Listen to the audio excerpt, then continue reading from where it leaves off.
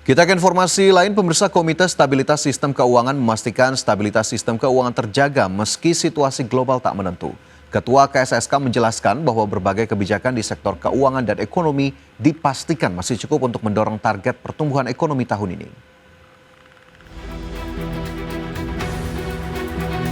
Komite Stabilitas Sistem Keuangan atau KSSK menegaskan stabilitas sistem keuangan nasional tetap terjaga pada kuartal kedua 2025. Meski dunia tengah menghadapi ketidakpastian yang tinggi, berbagai kebijakan di sektor keuangan dan ekonomi dipastikan masih cukup untuk mendorong target pertumbuhan ekonomi tahun ini. Ketua KSSK yang juga Menteri Keuangan Sri Mulyani Indrawati menyebut saat ini ekonomi Indonesia masih berada di jalur positif, di mana konsumsi rumah tangga dan daya beli masyarakat tetap terjaga dan ditopang oleh aktivitas dunia usaha yang bertahan. Sri Mulyani juga menyoroti peran penting APBN dalam menjaga daya tahan ekonomi melalui fungsi counter cyclical dan distribusi fiskal yang efektif.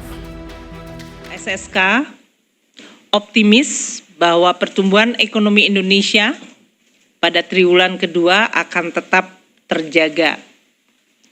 Konsumsi dan daya beli masih positif serta aktivitas dunia usaha yang cukup resilient yang didukung oleh peranan APBN di dalam menjalankan fungsi counter cyclical maupun di dalam memperbaiki distribusi dan efektivitas market.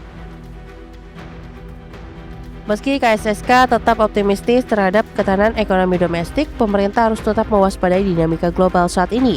KSSK juga akan mendorong kebijakan fiskal, moneter, hingga kebijakan sektor finansial yang adaptif untuk memastikan perekonomian nasional tetap stabil dan mampu menghadapi tekanan dari luar negeri. Dari Jakarta, Ranjo Patmo, IDX Channel. Menteri SDM Bahlil Lahadalia optimistis lifting minyak tahun ini akan mencapai target yang dicanangkan dalam APBN. Hingga Juli 2025, capaian produksi siap jual atau lifting minyak mencapai 602.000 barel per hari. Menteri SDM Bahlil Lahadalia optimistis lifting minyak tahun ini akan mencapai target yang dicanangkan dalam APBN. Hal tersebut disampaikan Bahlil usai melaporkan kinerja sektor migas kepada Presiden Prabowo di Istana Negara. Bahlil menyebut hingga Juli 2025 capaian produksi siap jual atau lifting minyak mencapai 602.000 barel per hari. Adapun target lifting minyak dalam APBN tahun ini mencapai 605.000 barel per hari. Lifting sekarang rata-rata di 602.000 ya.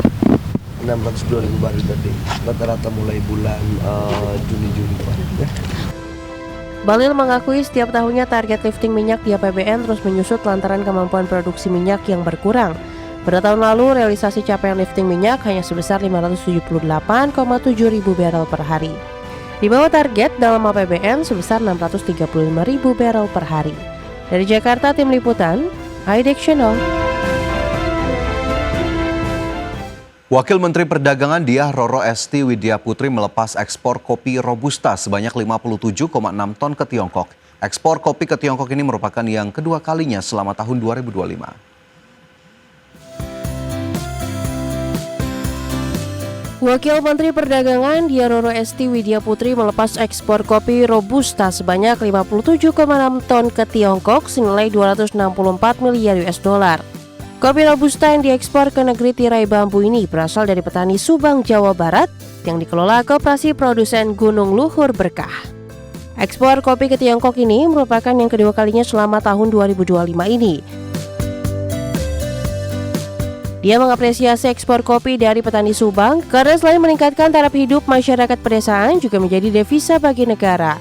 Dengan kondisi global yang cukup dinamis dan pengenaan tarif impor Amerika Serikat sebesar 19%, dia mengaku akan terus mencari cara meningkatkan devisa dengan memperluas pasar luar negeri. Negeri kita dengan kondisi global saat ini, kita akan selalu mengekspor gimana caranya berupaya untuk meningkatkan ekspor kita ke lintas negara. Kalau tadi kan salamnya 5 benua ya. Jadi mudah-mudahan hari ini ke Cina tentu tidak menutup kemungkinan untuk bisa ekspansi ke negara-negara lainnya termasuk di Uni Eropa. Total ekspor kopi Subang sejak Agustus 2024 hingga Mei 2025 mencapai 960 ton. dengan total nilai sebesar 4,6 juta US dollar. 90% kopi yang diekspor jenis Robusta dan 10%-nya Arabica dengan tujuan ekspor terbesar ke Arab Saudi dan Uni Emirat Arab sebanyak 70%. Dari Subang, Jawa Barat, Yudi Heriawan Juanda, IDEX Channel. Pemirsa, Presiden Prabowo Subianto menyambut Perdana Menteri Malaysia Anwar Ibrahim di Istana Merdeka Jakarta Pusat. Kunjungan Anwar Ibrahim dalam rangka konsultasi tahunan ke-13 Indonesia-Malaysia. Berdasarkan pantauan tim IDX Channel, Anwar tiba di Istana pukul 10.15 waktu Indonesia Barat. Kemudian Prabowo mengajak Anwar Ibrahim untuk masuk ke dalam ruang kerjanya. Di lokasi tersebut, kedua kepala negara melakukan pertemuan empat mata. Selain itu, Prabowo dan Anwar akan menggelar pertemuan bilateral yang diikuti masing-masing delegasi kedua negara. Selanjutnya, kedua kepala negara menggelar konferensi pers bersama dan ditutup dengan makan siang. Mendampingi Prabowo saat menyambut langsung Anwar di Istana Merdeka, diantaranya Menteri Luar Negeri Sugiono, Menteri Sekretaris Negara Prasetyo Hadi, dan Sekretaris Kabinet Letkol Teddy Indrawijaya.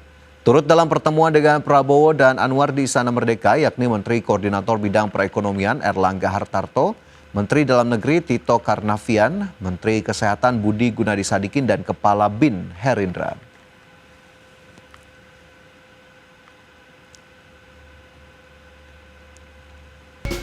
Selanjutnya kita ke indeks harga saham gabungan. Pemirsa, terpantau IHSG masih melanjutkan penguatan dan masih bertahan di atas level 7.600-an. Berdasarkan data dari IDX Mobile, pemirsa, IHSG bergerak ke level 7.624 atau naik 0,12% hingga penutupan perdagangan di sesi pertama Selasa 29 Juli 2025. IHSG sempat menyentuh level tertinggi di 7.641 sebelum akhirnya berhenti di 7.624 yang juga masih berada di zona penguatan. Adapun 284 saham mencatatkan penguatan, 342 saham melemah, 330 saham lainnya bergerak stagnan. Nilai transaksi mencapai 6,92 triliun rupiah. Melajunya indeks harga saham gabungan cukup positif sejak perdagangan awal Juli, di mana terpantau dalam 4 pekan terakhir hanya pada tanggal 22 Juli IHSG ditutup di zona merah yang sebelumnya juga sempat mengalami pergerakan pelemahan di awal Juli hingga 4 Juli 2025 dan selebihnya selalu konsisten ditutup di zona hijau. Dan jika kita lihat dalam 3 bulan terakhir IHSG naik 12,97%, dalam 1 pekan terakhir indeks menguat 3,81%. Dan kita cermati sejumlah saham yang masuk dalam kategori top gainers pada perdagangan di sesi pertama hari ini. Di mana saham-saham diantaranya ada BRPT yang naik 6,07% ke level 2.620, BRMS juga naik 5,88% ke 468, CDIA masih melanjutkan pergerakan positif kembali naik 6,56% ke 1.950 dan juga BKSL naik 9,77% ke Rp146. Sementara itu top losers ada saham seperti MDKA yang turun 1,54% ke 2.550, saham Dewa terkoreksi 1,69% ke 232, Mina turun 2,19% dan juga INKP yang melemah 2,94% ke Rp6.600. Dari sisi sektoral, infrastruktur masih memimpin penguatan naik 1,14%, diikuti barang baku yang juga menguat 0,92%. Sementara industri melemah 0,42%, transportasi dan logistik juga terkoreksi 0,36%.